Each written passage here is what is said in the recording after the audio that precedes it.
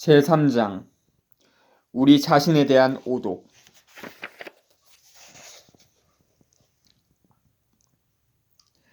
지름길은 가짜다. 최후의 심판도 가짜고 대혁명도 가짜다. 성급한 독서는 모두 가짜다. 니체는 정직한 혁명만을 믿었다. 30년 동안 병이 들었다면 30년을 치료에 쓸 생각을 하라. 조조에서 발을 구르는 자는 죄를 짓는다. 조급해하는 이로부터 눈을 빼앗고 영혼을 빼앗는 것은 얼마나 쉬운가. 때는 꼭 와야만 하는 때에 오지 않는다. 그것은 언제 와도 좋은 때에 온다. 다만 당신이 천천히 걷기를. 혁명이란 빠른 걸음이 아니라 대담하고 단호한 걸음이다.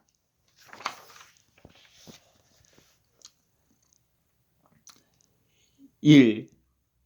도덕의 부도덕한 동기. 앞서 제2장에서 우리는 신성한 것들의 수치스러운 기원에 대해 이야기했다. 제3장도 여기서 시작해야 할 것 같다. 누군가 어떤 도덕적 행위를 할 때 그것이 반드시 도덕적 동기에서 유래하는 것은 아니다. 이기심이나 허영심, 체념이나 생각 없음, 절망 때문에도 사람들은 도덕적 행동을 할 수 있다. 이성이 비이성적 유래를 갖는 것처럼 도덕적 행위도 부도덕한 유래를 가질 수가 있다. 실제로 많은 도덕들이 그 유래가 망각된 채 하나의 모방, 습관, 관습의 형태로 존재한다. 따라서 누군가 관습으로 신앙을 갖는 일을 부정직하다고 비난한다면 그는 사실 신앙 자체를 비난하는 것이 된다. 세 가지 중첩된 오류. 도덕적 행위에 대한 우리의 판단은 종종 중첩된 오류에서 나온다. 우리는 우선 그 행위가 우리에게 어떤 결과를 초래했는지에 주목한다. 우리에게 이루었는지 해로웠는지, 그 다음 우리는 그 행위가 행위자의 의도에 따른 것으로 간주한다. 그러고는 그런 의도가 그 행위자의 지속적 성질, 다시 말해 행위자의 본질적 측면을 나타낸다고 생각한다. 니체는 이를 삼중의 오류라고 불렀다. 세 가지 질문을 던져보자. 1. 행위를 결과의 차원에서, 그것도 그 행위를 당한 자의 관점에서 평가하는 것이 옳은가? 2. 행위와 의도 사이에는 필연적 관계가 성립하는가? 3. 타인과의 관계에서 만들어진 유동적이고 우발적인 요소들을 그 타인의 본질로 가정할 수 있는가? 결론적으로 보자면 그 어느 것 하나 확실하지 않다. 니체에 따르면 이런 판단은 결국 우리의 어리석음만을 보여줄 뿐이다. 쌍가로.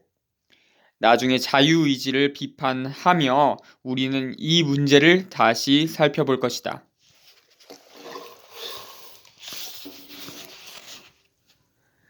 도덕의 유래에 대해 니체가 제시하는 심리적 가설 중 하나는 이렇다. 행위자로서 우리가 어떤 새로운 종류의 쾌감을 예감하면서 무언가를 의욕할 때 그때 그 의욕에 저항하는 것이 일단은 각주 읽고 넘기겠습니다. 니체는 은근히 이 어리석음의 배후에 어떤 진실이 불손한 생각의 형태로 들어있지 않을까 암시한다. 이런 진정한 어리석음의 배후에는 선과 악이 우리를 기준으로 측정되기 때문에 우리 자신의 선의 원리여야 한다는 가장 불손한 생각이 숨어 있는 게 아닐까. 도덕의 유래에 대해 니체가 제시하는 심리적 가설 중 하나는 이렇다. 행위자로서 우리가 어떤 새로운 종류의 쾌감을 예감하면서 무언가를 의욕할 때 그때 그 의욕에 저항하는 것이 무엇이냐가 중요하다. 거기 저항하는 것이 아주 저속한 것들이고 예컨대 태폐적이고 부도덕한 것. 게다가 우리 자신이 그다지 존경할 만한 훌륭한 인간은 아니라는 판단이 들 때 우리는 우리가 의욕했던 것이 뭔가 자신을 고상하게 만들어주는 고귀하고 선하며 칭찬할 만하고 희생할 만한 것이라고 생각한다. 그래서 우리가 그동안 추구해온 도덕 목표들에 이것을 추구한다. 그러고는 이제 우리가 쾌감이 아니라 도덕을 추구한다고 생각한다. 사실 우리는 대개의 경우 가치평가자가 아니다. 모든 가치평가는 자신의 것이거나 받아들여진 것인데 대부분은 후자에 해당한다. 무엇을 어떻게 행동해야 하는가, 직접적이고 조야한 욕구와 관련된 사안일수록 대답은 어렵지 않다. 그러나 그것이 포괄적이고 보편적일수록, 그리고 좀 더 중요한 행위 영역으로 올라갈수록 답은 불확실하고 또 자의적인 것이 된다. 즉 구체적인 누군가의 어떤 대표적 행위에 대해서는 그렇게 행동하면 안 된다고 쉽게 판단낼 수 있지만, 인류가 어떻게 사는 것이 올바른지에 대해서는 확실하게 말할 수 없다. 과연 지금 인류에게 이러저러한 것을 행해야 한다고 말할 수 있는 일반적 목표가 설정될 수 있을까?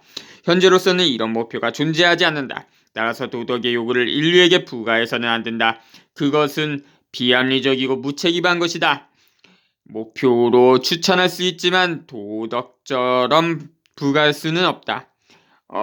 그런데도 사람들은 이런 도덕 법칙을 자신에게 부여하려 하지 않고 어딘가에서 받거나 어딘가에서 발견하기를 바라며, 혹은 어딘가로부터 명령받기를 바란다. 그리고 거기에 영합해 도덕교사들은 허영심에 빠져 모든 사람을 위한 규범을 제공하려 든다. 그러나 니체는 이렇게 말한다. 개인이 자신의 행복을 바라는 한 그에게 행복에 이르는 길에 대한 어떠한 지침도 주어져서는 안 된다.